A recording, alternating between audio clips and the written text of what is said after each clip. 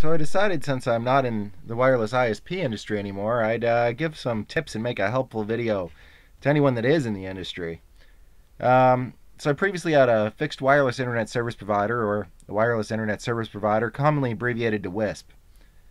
I figured I'd give a few tips to others, since I'm not in the industry and it's no real benefit for me to hoard this knowledge. So first off, make sure you have a public address for every client. And adding people and calling a carrier-grade NAT is not a solution. This will just cause difficulty and confusion when law enforcement approaches you without a combination of source and destination ports. It's also really invasive to log all of your clients' connections that they're making to the IPs and that they're receiving from and going to, as well as the source ports and destination ports. Second thing I'm going to probably mention is remember, if you're not doing the installations yourself, your installers are going to screw up. So here's a few ways they can screw up. Installing people behind trees or not doing it right. So obviously, unless the client's on 900 megahertz, you don't want to be installing people that don't have line of sight, or at least something really close to line of sight. You got to confirm with binoculars to see you can actually see your transmitting tower that you're connecting, the transmitting antenna that you're connecting to on your tower, specifically the antenna. So a client 20 miles away with line of sight will have way better service than somebody 1 mile away without line of sight, especially on 5 gigahertz, unless they're on 900 megahertz. So we had one survey I'm going to point out because this was a great example of someone you never want to install. He was a senior citizen. We'd hoped to have him as a client, but I don't think he was quite all there mentally. So his survey was good to go. We're ready to install him and even showed up for the installation at our booked time. We gave him two options where the unit could go, where it had line of sight. The first one we gave him was the ideal location on the peak of his roof with a J-arm for a normal installation with a layer of ice and water shield and tar under it. In this case, it was going to be near where the driveway was. Naturally, when you do the installation, you put down a layer of tar, then you put down an ice and water shield, then you put your J-arm on it after you silicone where the screws are going to be. Then you put your tech screws in and you silicone those too, even though they have the little rubber piece on them and the metal piece that shields them. And then you just coat everything in clear silicone so that that tar never runs out. And you don't get sued later because the roof leaked. That's how we did it anyways. So he declined for that. He didn't want it on his roof. So no problem. We picked an even lazier option. On the overhang on the underside, we could just screw it straight in there, pop a hole through his wall, be in and out of there in 45 minutes. He had perfect line of sight to the tower there. So his response at that point was he didn't want to see it anymore, and he walked us around to the other side of his house. So it was the only part of his entire property that we couldn't receive service on. There was a large tree about 1,000 feet off, as well as some smaller bushes, and the entire beam of the antenna would have been blocked by this tree. We told him it wouldn't work here. There's no line of sight. But we also offered, if you wanted to, we could put it on his barn, because he didn't want to see it. But it'd cost a little bit more for the installation because we'd have to run a lot more wire. So he still wasn't getting it. So we walked him out to where his driveway was, and we showed him the grain elevator. We pointed to it physically and explained how when it goes behind the trees, it's going to block the signal. Similar to how in that video about the Cuban attack where I show when they try to pick up the 2.4 gigahertz magnetron, even though it's a kilowatt and a half with their Walkman, as soon as they hold it to the leaves, it's gone. So this guy then had a total mental breakdown. He started screaming about how he knew better than us and it didn't need line of sight. We explained to him that this wasn't Burger King. We weren't here to let him have it his way. And we weren't about to intentionally install him in a way that wouldn't work for him and would negatively impact his neighbors in a way that I'll explain later. So this guy got even angrier. He went on how this was no way to treat a client despite that he was not a client. He demanded to speak to our managers, who proudly informed him that we were the owners of the company. He then screamed at us to get off his property and that he was going with our competitors. I told him, sure, no problem, have a nice day. So he proceeded to call back and he yelled at this nice girl we had answering our phone. He then called back again and he left some angry voicemails for the real owners, complaining about us and them. And then he said he was going to go to the CRTC and the Better Business Bureau, and that it was no way to treat a client. So at this point, we realized this old guy's senile. He never had our service and he was never a client. He even kicked us off the property instead of wanting to try the service. So your installers, they're going to want to install people that will become unmaintainable, especially if you pay them piecework. By paying them per the job, you're setting yourself up for a massive failure where they're going to install hundreds of clients that can't even possibly get your service properly. So if they don't know what you're doing, your installers are going to install people behind trees, especially in the spring, winter, and fall, and they're going to cite that all the lights on the unit came on. So when summer comes, this negative 60 dBm signal is suddenly a negative 90 dBm signal, and it can barely stay connected for a whole hour at a time. It'll need 8 retransmissions on the uplink and downlink to get anything done, and its modulation will be at BPSK 1/2 for the Reed-Solomon encoding. There's a thing that it makes it so you don't need to have a perfect signal that's like a negative 40 every time you connect to your tower, and that's Reed-Solomon encoding. There's a FEC, I'm using the wrong term here, it's Reed-Solomon encoding, so it gives us a different ratio. FEC is for DSL, where it sends half the data and then another half of parity so that it can put it back together. That's layman's terms of what it's doing. So personally, I wish the manufacturers would remove the signal LEDs off the 5 gigahertz equipment. Unless your installer has bad vision, by simply holding their adjustable wrench sideways and lining up with the tower, they'll always get the tower smack dab in the center of the beam by just lining up with the feed. Ubiquiti makes all of this worse by not disclosing information about how many time slots are in a second, or putting a retransmission number in the web interface. You can check this via SSH with the Theros Mad Wi-Fi utilities. Just type in ATH and hit tab and it'll give you the command. You can find the man pages online. Ubiquiti doesn't include their GPL release properly for this, but that's a whole different story that I'm not even going to get into. So on our units, with our custom firmware, we dropped the max retransmission rate to 3, allowing a total of 4 transmissions. That was back when they had the software development kit. The default is 8. So you got to keep in mind, wireless is a shared media. 802 to 11 base gears also have duplex, which means it transmits and receives on the same frequency. So BPSK, or binary phase shift keying, is the slowest modulation it supports. It has 1/2 ratio of Reed-Solomon encoding to parity, which means half the data is your data, and the other half is parity bits, so it can extrapolate the data if only half of it gets through, basically, for the carrier. So this has 9.75 megabits per second on a 2-chain radio of actual real-world throughput in 1 second. In this same situation, 64 QAM 3/4 have 3/4 Reed-Solomon encoding, so 3/4 data, 1/4 parity, has 80 megabits per second of real-world throughput. This is assuming a 20 megahertz wide channel as well. Naturally, this is divided in half if you're on a 10 megahertz wide channel, which allows you to go further and have better performance without line of sight. So media access control is controlled by splitting up the time slots. Each second is split into many time slots. When you factor in retransmissions, you need a total of 9 time slots to deliver 8.2 times less data. Retransmissions cause spikes in the ping. That 2 millisecond ping becomes 4 with 1 retransmission.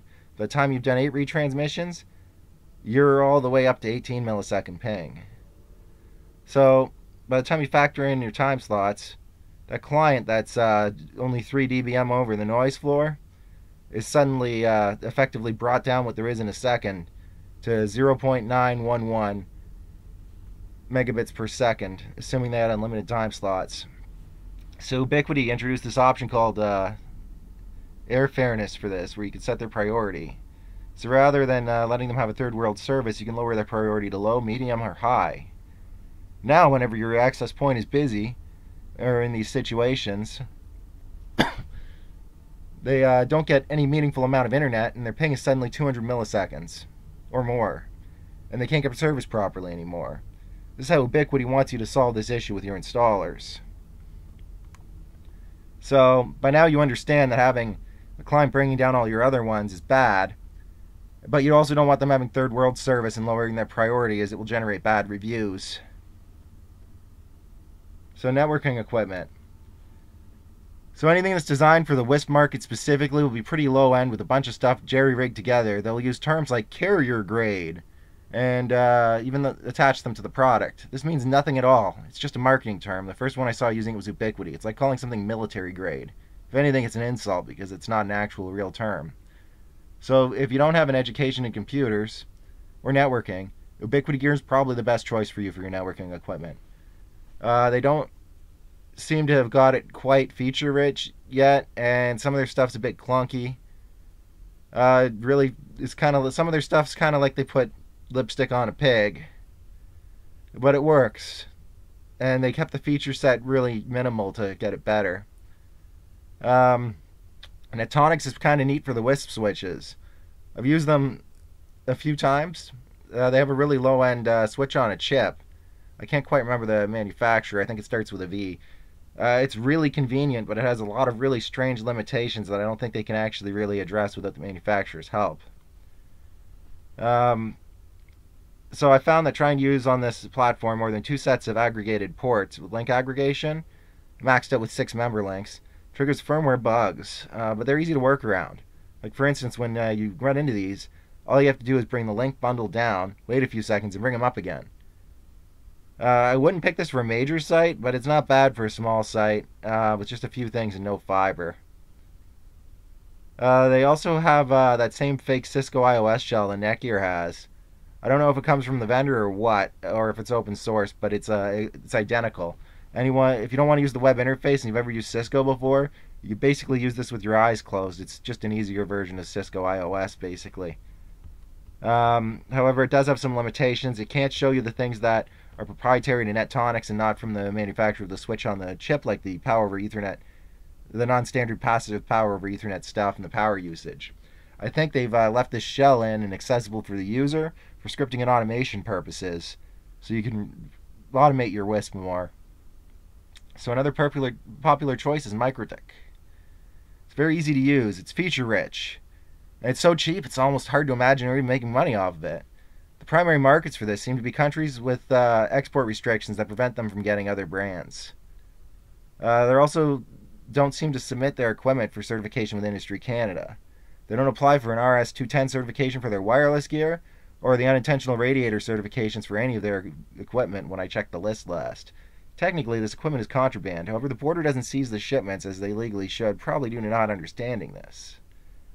MikroTik, when I asked them about this because I wanted to start using some of their wireless gear, told me that it was the wholesaler's responsibility to submit it for certification. However, this is a lie, and this is not how the process works. It's very clearly indicated on Industry Canada's website that this must be done by the manufacturer, and that when they complain, they must submit additional revisions of the product until they pass, paying the certification fee every time. Winbox also makes this the easiest to use feature-rich platform that's probably out there. However, you'd probably be better off with another brand of software, even free stuff like using pfSense running on an off-lease server if you need feature-rich software. There's a lot of stuff that isn't even in the book or all that well documented in pfSense, and you can tack on whatever you want yourself because they didn't lock you out of the shell, and it's just FreeBSD. And its web interface is even easier to use than MikroTik's Winbox somehow. Anybody can use it, and you can walk anybody through doing anything over the phone. So, now some professional choices for those educated in networking. Obviously, Cisco's my #1 recommendation here. With an unlimited budget, it'd be almost everyone's recommendation who's got any sort of education. Most of their equipment is industrial rated for a wide range of temperatures. The 3500, 3600, and 3750s, I should have said 3550s and 3650s, but anyways, the 3750X all seem to run in any temperature you throw it in. The 2900 series, they're more of a budget router, and I found that if it gets below about minus 30 to minus 40, if you have the site powered down for a while and then you power it up again, the capacitors actually freeze in it, and you'll end up with a bunch of ripple on it, and it won't quite on the power supply, and it won't quite run right. This is easily rectified by just letting it warm up a bit and run unstable, and then typing in the reload command, and eventually all the error messages it keeps throwing out go away. Sometimes you have to physically power cycle it as well. If you have an APC smart surge suppressor with the ability to turn off the plugs like we had on a few of our sites. So, obviously for the ISP stuff for Cisco, you want to get real service provider gear. You do not want an integrated service router, an ISR series, as they're intended for like small branch offices that need to have their phone system and the same thing as their router. For switches, I'd recommend something in the Nexus line. Also the Catalyst line, but the Nexus line is for your core switch mostly. This gives you a path for 40 gigabit per second optical circuits as well as 100 gigabit per second optical circuits. We also previously used the Catalyst 6500 in our network, but it's only limited to 40 gigabit per second line cards. The platform also tops out at around 2 terabits per second across a single unit, and the end of support date for the security updates is October 31st, 2025. This date is rapidly approaching. Once this date has been reached, the product line has completed its 25-year product life cycle and will not be receiving further software updates. So the Nexus line that replaced it, by comparison, can handle 18.7 terabits per second of system bandwidth. And that same one will handle 32 100 gigabit per second ports, if properly equipped. So you can combine 6 of these together for a single 600 gigabit per second connection. These run Cisco NXOS. It's pretty much identical to Cisco iOS, but it's got a few less commands. It's also based off a Linux kernel, but it's still almost identical to Cisco iOS. So you don't have to learn a whole new platform from the administrator's perspective. When you put it in, you just get that sigh of relief. You don't have to go back in to relearn how to use Cisco equipment again, because they've done a very good job since the early 2000s at not doing what they did in the 90s and reworking things every 3 years so that you had to relearn quite a bit. So these can handle any amount of traffic you're going to throw at it, and if you equip it with enough RAM, it'll even handle the full BGP tables, so your multi-home BGP setup can properly select the right outbound and inbound connections to put your traffic through. For terminating clients' pppoe sessions on a broadband access server, it was Cisco. I'd recommend the ASR line. So Cisco iOS XR runs on a Linux kernel, and that's what runs on the ASR line. They're aggregated service routers. This line replaced the VXR line that I used to use. I can't remember what the acronym stands for anymore. But I used it extensively in my previous business. Some resources online said they were limited to about 400 megabits per second, but I could go push 3 gigabits per second through the platform and do a 1.5 gigabit per second speed test to my things, so that might have been with an older update on the ASICs. So with all the Cisco purpose-built Cisco products that are not software routers like the ISR, the ASR and the Nexus and the Catalyst line for layer 3 have the hardware logic to offload everything you're going to be doing. Cisco iOS's job at this point just becomes to respond to pings and configure the subsystems that make up the system by sending all those commands over the serial buses into the different ASICs. If I had my scrap bins and I didn't dump it, I would have shown you a bunch of pictures of the various ASICs. The 6500 line, I had pulled most of them out and played around with them a bit because I had all the neat test points to see how it kind of worked. It was a really neat platform, and it was really well engineered. I can't even imagine the amount of man hours that go into something like this compared to something that's mostly software based like Microtech or even the PF Sense. So on the 6500 once, just as a test during a maintenance thing, I pulled the line card. So 2 of the 3 times I did it, I was able to get it to keep running and passing traffic. The key is you got to pull it out in a way where it doesn't stall the system. So if you pull it out the right way and you're not using BGP, you don't even need Cisco iOS loaded at all.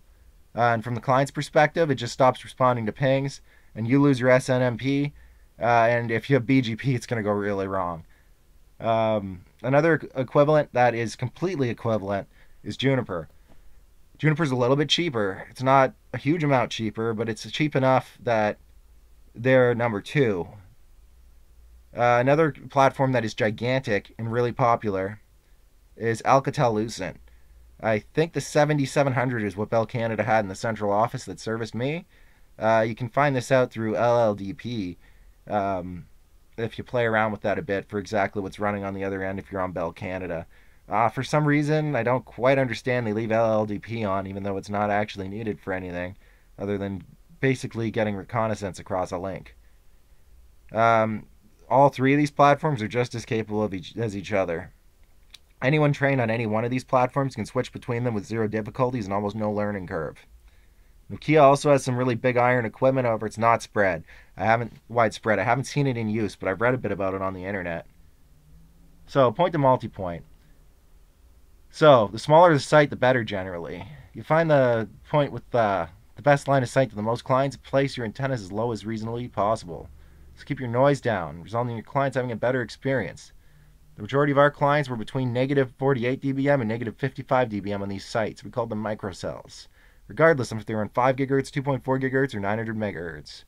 We ran these typically with transmission powers of plus 10 dBm, which is around 10 milliwatts, all the way up to, that's 10 thousandths of a watt, all the way up to plus 17 dBm transmit power. That's about 50 milliwatts, 51 thousandths of a watt. So we only increased this if competitors started installing equipment around it and shooting their beams through our tower to ensure that our clients would not have retransmits and that theirs would not quite have as good of an experience as they did when they were installed if they had overlapping spectrum. However, if the ISP was on the ball, they would have made an effort to try to stay off our toes so that we'd stay off theirs, like we did with several of our other competitors that were willing to be friendly and didn't approach us in a hostile manner.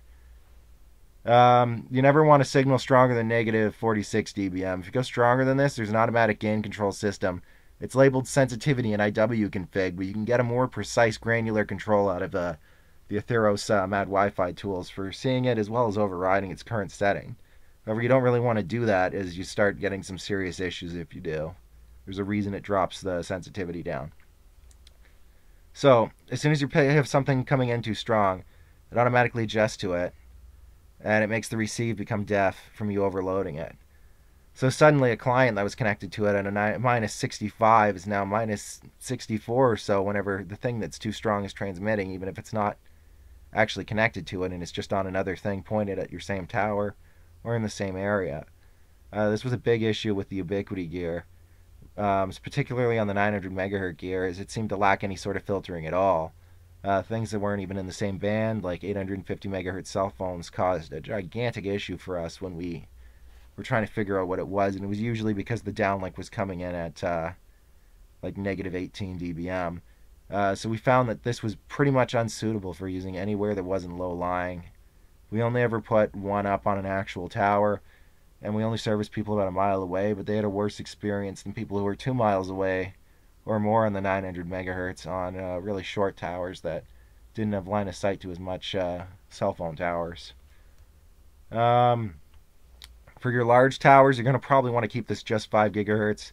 If you use 2.4 gigahertz on these, you're going to want to use a really narrow channel width. Nothing we had on a tall tower ran at a bandwidth over 10 megahertz except for the 5 gigahertz that was usually in 20 megahertz. Our point-to-points were all in 30 megahertz, or I'll get to that in a minute. So GPS sync.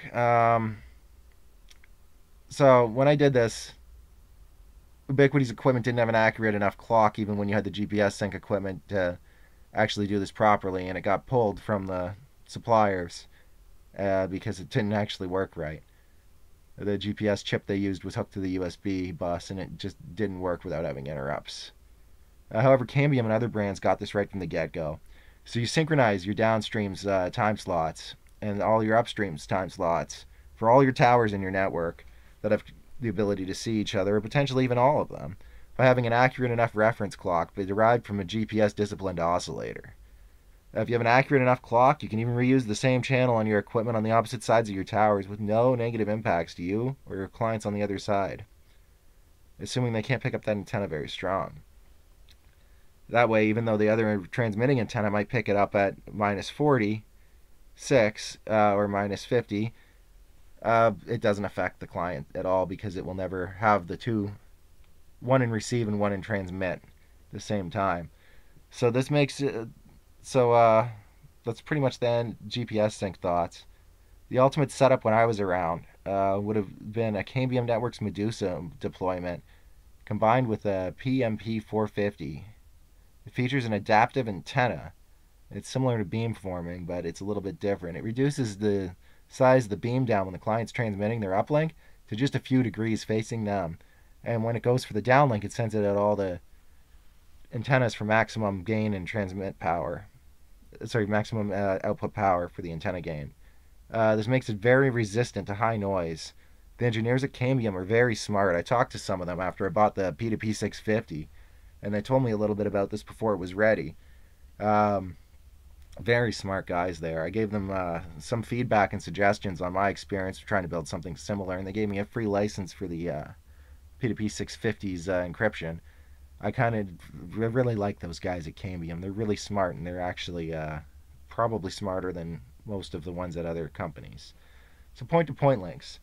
This is the biggest problem wireless ISPs face. The point-to-point links between the towers are a really tough issue. So if you're in Canada, you can't get on the 10 gigahertz band at all. 15 to 18 gigahertz is open for licensed links, and 24 gigahertz is absolutely great if your link's under 8 miles or so, or you have a backup failover link on 5 gigahertz for the several days of the year. You're going to get too much weather that causes packet loss. My personal favorites for this purpose were 3.65 gigahertz with a 50 megahertz wide channel, or 5 gigahertz with channel widths ranging from 20 megahertz to 45 megahertz wide. Were the majority of my equipment. I had a mix of AirMax from Ubiquiti, AirFiber from Ubiquiti, which was primarily just the 3 gigahertz stuff. The 5 gigahertz AirFiber, when I tested it, the DFS didn't really work right, and it wasn't quite ready for prime time. And my ultimate favorite, the Cambium Network P2P650. My personal favorite, though, was probably the AirFiber 3X, followed by the P2P650. My big problem with the AirFiber 5 was it transmits continuously, even when it's sending nothing. I understand keeping the link alive, but it sends a continuous data stream of absolutely nothing. So to fix all the problems with this industry, the government would ideally stop just handing out all this free money to people, and they'd instead build their own provincially owned or federally owned neutral network between all of the rural areas outside of the towns that is owned by the province or the federal government. Nearly all of the last mile problems, all the last mile issues, are caused by backhaul problems. This is the number one reason why you can't just get 3 or more different providers everywhere you go. So the easy way to fix this is they build out a neutral first mile, is what I'm calling it, owned by the government. They can offer circuits without internet or dark fiber. The circuits without internet would be active Ethernet. It'd be basically designed around allowing any provider, be it cable, fixed wireless, DSL, fiber to the home, you name it, to effortlessly expand anywhere that this network covers. It would cost a small fraction of paying for everything the way they do it now, and it'd open up all areas for competition, while simultaneously paying off all the building costs for building it out over a 30 to 50 year period. It'd be so cheap, someone would have to be stupid not to use it. It would allow people to have internet, even in the middle of nowhere, that have speeds in excess of 1 gigabit per second. You could be out in the boonies, nowhere, and have a fixed wireless link on 60 gigahertz from a network that was built out where most of the cost was just them running DC, where every access point is within a mile. And you could get that speed of even 4 gigabits per second, and it's totally buildable if something like this is built. Or with fiber to the home, XGPON, the 10 gig GPON, that's been around now for well over 5 years. GPON's pretty out of date by this point in time. Almost all the expense is gone, even if they only offer dark fiber. So as a progressive conservative, I'm a member of the party. This is the option I think needs to be taken for the future of rural broadband. It also stops this hemorrhaging of money that's just happening non-stop by people who don't understand technology, throwing tens of millions of dollars at private companies, the majority of which just plan to sell out after they built this up, putting people back to square one. So this video's starting to run a bit long. There's lots more I can cover if you guys want. Just put it in the comments what you want to cover. Most of the rest of the stuff that I didn't cover is industry specific. It's just common normal IT stuff that everybody already knows, even if you're not educated in it. Like your syslog for keeping all your logs centrally logged, going through them. A lot of scripting and automation stuff so that you don't have to read all those log files yourself, or can at least have them prepared in an easy to read format. Simple network management protocol monitoring. Your DNS servers, Radius. There's other stuff in there too, but those are really the most important of them all. Anyone considering getting into this already definitely should have experience with all those technologies.